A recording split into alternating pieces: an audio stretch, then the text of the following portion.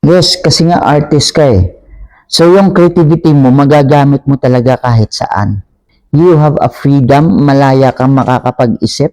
Kapag gagawa ka ng isang obra at masterpiece mo yan, at nagde-depende sa'yo yung creativity na gagawin mo. No rules.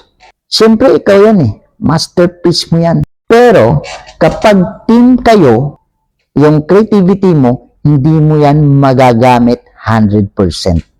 May limit yan.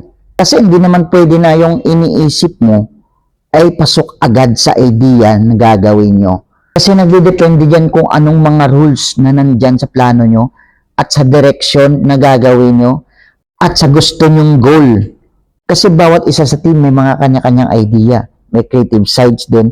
Kaya kahit magaling man yung skills mo, gaano ka man kagaling mag-isip, gaano man kagaling ang idea mo, lahat pa rin yan may limit.